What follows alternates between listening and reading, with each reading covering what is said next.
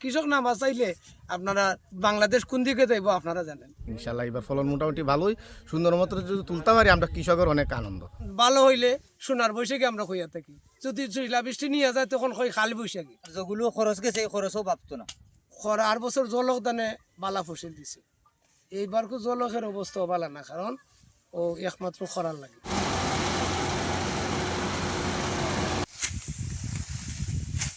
আবহাওয়া পরিস্থিতি এই মুহূর্তে ভালো। যদি এই আবহাওয়াটা থাকে তাহলে আমাদের এই কৃষকদের জন্য ধান কাটার জন্য খুব ভালো। আর যদি আবহাওয়াটা বৃষ্টি হয় বা শিলাবৃষ্টি হয় তাহলে সমস্যা হবে। ধান শুকানোর জন্য ভালো বা রাস্তাঘাটের জন্য ভালো। গাড়ি নিয়ে আমরা সরাসরি জমি থেকে নিয়ে বাড়িতে তুলতে পারবো। আমরা আজকে উদ্বোধন করছি ধান 777 ধান। আমি 4 বছর যাবৎ এই ধানটা করি, তবে আমারটার ফলন এই যে 18 থেকে 20 মন করিয়া। বৈশাখের 15-16 কাটা শেষ।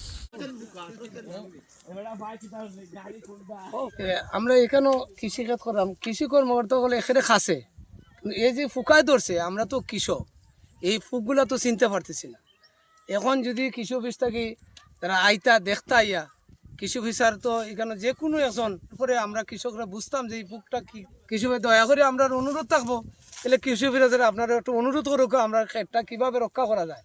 এই তারা যদি আপনার সচেতন হয় তাইলে আমরা কৃষক বাঁচাই। কৃষক না বাঁচাইলে আপনারা বাংলাদেশ কোন দিকে যাইব আপনারা জানেন।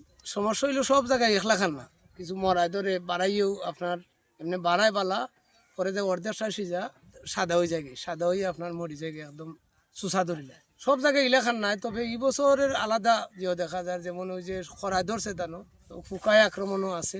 কিভাবে হয় সেটাও আমরাও হইতে পারি না। খরা আর বছর জলক দানে বালা ফসল দিছে, এইবার জলকের অবস্থা বালা না, কারণ ও একমাত্র খরার লাগে।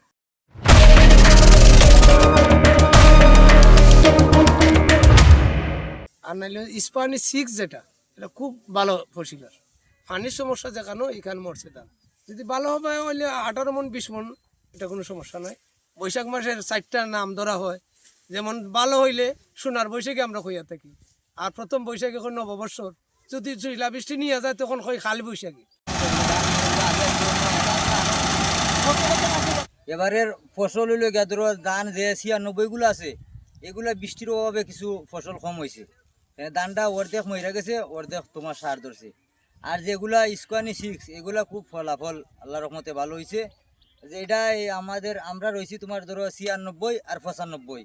96 বেশি খারাপ, 95 মোটামুটি ভালো আছে। আর ওই যে মোটা জলকরাজ এগুলা তোমার কিস্তি ফুকায় দইরা সবগুলো নষ্ট। তোমার যেগুলো খরচ গেছে এই খরচও ভাবতো না। গেছে কাল থেকে আমরা ধান কাটা উদ্বোধন শুরু করলাম। আপনার একের জমিন, হারভেস্টার আসাতে বাংলাদেশে গৃহস্থরা অনেক উপকার হয়েছে। যেমন এটা হাওর অঞ্চলটা হচ্ছে যে একটা পানির রিস্ক থাকে সব সময়।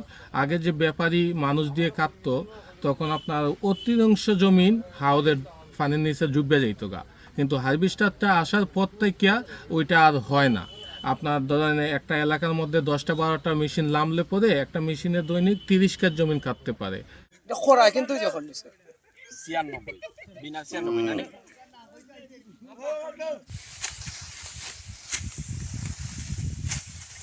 আমাদের এলাকায় এই যে 777 যে ধানটা, এটা সবার আগে লাগে। আর বিশেষ করে যে 28 যে ধানটা আছে, ওইটাও মোটামুটি সবার আগেই লাগতো। ওই ধানটা এখন মোটামুটি বিশংশ মানুষে করে না, ওই ধানটা মানে খরায় ধরে বেশি, এই কারণে ওই ধানটা মানুষে শ্বাস কম করে, মানে ওই ধানটা এখন বেশি অংশ চলতেছে। এখন কাটতে কাটতে অনেকেই আবার ফুল খাটা লাগলে আবার খুব চাপ থাকবো হাওরে। ইনশাল্লাহ এবার ফলন মোটামুটি ভালোই, সুন্দর মতো যদি তুলতে পারি আমরা কৃষকের অনেক আনন্দ।